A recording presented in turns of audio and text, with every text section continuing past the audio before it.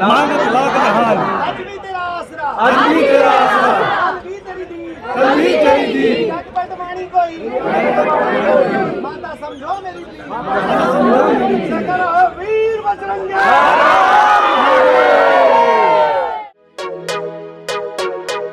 प्राप्त करने के लिए माता पिता को बहुत ज़्यादा परिश्रम भी करना पड़ता है। एक वंश की प्राप्ति के लिए सनातन धर्म में आपने देखा होगा सभी हमारी माताएं बहनें हैं, सभी हैं।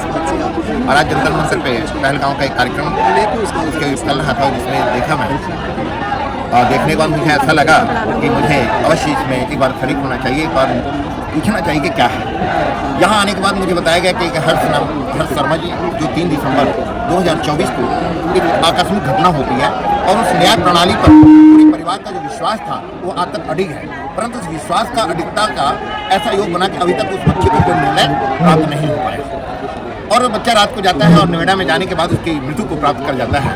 उस न्याय को प्राप्त करने के लिए हर्षी वेलफेयर फाउंडेशन के तत्वाधान में आज जंतर मंतर पर हमारे सभी माताएं बहनें आई हुए हैं, सभी संत समाज आप सबके साथ है और न्याय प्रणाली में आपसे कंधा मिलाकर के संत समाज मैं स्वयं आपके साथ खड़ा हूं और हम आशा करते हैं मां भगवती पराम्बा जगदम्बा राजराजेश्वरी जी से कि इस बच्चे को न्याय अवश्य मिलेगा। और मीडिया के माध्यम से आप सबके माध्यम से कहा गया कि जहां कोई नहीं पहुंचता है वहां पर हमारा मीडिया पहुंचता है। मीडिया बंधुओं को पहले तो बहुत बहुत बधाई देता हूं और हम आप सब आपके साथ हैं और महाराज जी के साथ हैं, महाराज जी के कंधा से कंधा लगा के हम सब लोग हैं। घटना जो एक साथ हुई ये बहुत बड़ा एक पिता के लिए बहुत बड़ा दुख की बात होती है। जिससे जवान पुत्र निकले और उसके लास्ट 4 बंधुओं पे आ जाए। हमारी न्याय प्रणाली से बहुत बड़ी एक रिक्वेस्ट है, विनती है कि इस केस को थोड़ा सा देखें कि आजकल हमारे बच्चे कहाँ पे सेफ हो गए।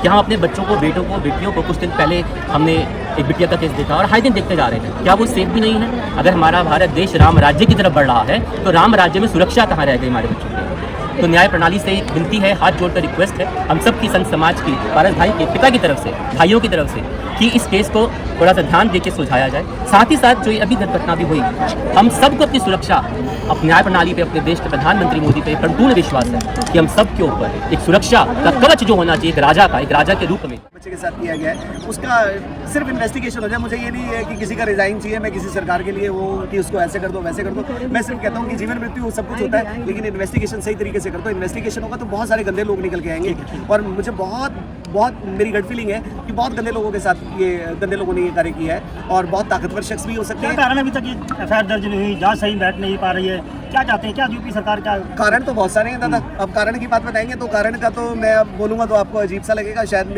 ये मेरे को अजीब लगता है।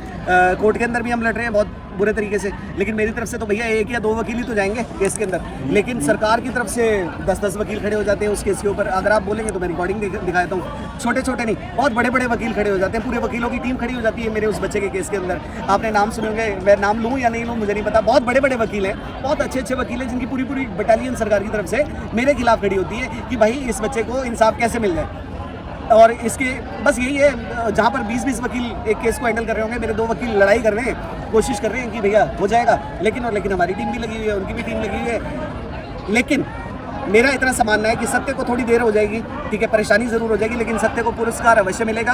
कातिलों को ढूंढ कर लाएंगे और फांसी के फंदे तक लेकर जाऊंगा। यकीन कीजिए जब तक मरेंगे नहीं तब तक ये बंदा हारेगा नहीं और ना हम किसी भी हाल में रुकेंगे। मैं अकेला नहीं हूँ, पता नहीं कितने माता पिता मेरे साथ खड़े हैं, एक अकेले माता पिता नहीं है। मैं यहाँ जंतर मंतर आया तो कहते हैं कि यहाँ पर 50-60 से ऊपर लोग आ नहीं सकते, तो अब की बार जब हम आएंगे तो प्रोग्राम के तरीके से आएंगे, महारानी का नाम लेकर अपने सभी माताओं पिता को लेकर आऊंगा जो माता पिता दुखी है। हर्षी के नाम से हर्ष फाउंडेशन की स्थापना करी और आप ये कह रहे हैं कि जो बच्चे खो जाते हैं, कई सालों से नहीं मिल पाते, उनके माँ बाप नहीं ढूंढ पाते, उनको भी ढूंढने का बीड़ा आपने उठाया प्रशासन के साथ मिलकर, तो क्या किस तरीके से मुहिम शुरू करेंगे? छोटे भैया एक चीज़ देखिए, मेरा घर तो अब सुना हो गया, ठीक है, तकदीरों की इस लड़ाई में हम बैठे हैं, रिश्तों को हारे हुए, तो यहाँ पर घर तो अलग ही हो गया है और मेरे पास सब कुछ नहीं है। लेकिन मैं ये चाहता हूँ कि जो दूसरों के बच्चे, किसी के भी बच्चे, चाहे वो कोई भी जाति पाति का, किसी भी धर्म का, किसी भी लेवल का होगा, पिता होता है यार, पुत्र होता है, किसी का बच्चा उससे गायब खोए नहीं, किसी का बच्चा उसको छोड़ के ना जाए, गायब ना हो जाए। एक बच्चा जा रहा है, स्कूल जाते जाते वो गायब हो गया, एक बाप अपने घर का राशन लेने जा रहा है, जाते जाते वो गायब हो गया, एक बेटी कॉलेज जा रही है, जाते जाते गायब हो गई। कहाँ चली गई? ज़मीन खा गया, आसमान खा गए,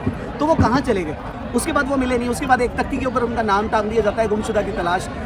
यहाँ पर तो उनका एक पेपर हो जाता है, चाहे पुलिस का या प्रणाली का, लेकिन जिसका बच्चा जाता है, जिसके परिवार से कोई सदस्य जाता है, एक बार उसके परिवार में जाके देखो, मातम मना रहता है, कोई हंसता नहीं है, बस चुपचाप बैठे रहते हैं और सब अपने अपने कसूर कर रहे होते हैं। यार हमसे कोई गलती तो नहीं, हमसे कोई गलती तो नहीं हुई, क्योंकि इस दर्द को मैंने झेला है और इस दर्द को मेरे से ज़्यादा कोई झेल नहीं सकता। तो इस दर्द से लड़ाई करने के लिए मुझे उस शक्ति ने चुना है, उस भगवती, वो भगवती मुझे हमेशा कुछ ना कुछ नया करने के लिए बोलती है और उसने वो नया करने के लिए मुझे चुना है। तो इस लड़ाई में, उन माताओं पिताओं की लड़ाई में जो माता पिता हार गए हैं, उनकी लड़ाइयों के अंदर उनका ये सनातनी भाई खड़ा हुआ है। और यकीन के साथ आप मान लीजिए कि आप अब अकेले नहीं हैं, आपका सनातनी भाई, आपका ये भाई आपके साथ हमेशा खड़ा मिलेगा, आपके साथ मिलेगा। जय माता दी। आपको आपके बच्चों को लेकर आएगा, बच्चों को छूटने नहीं दूंगा किसी भी हाल में। सही इन्वेस्टिगेशन कराएंगे, हमें कितने वकील लगाने पड़े हम भी लगाएंगे।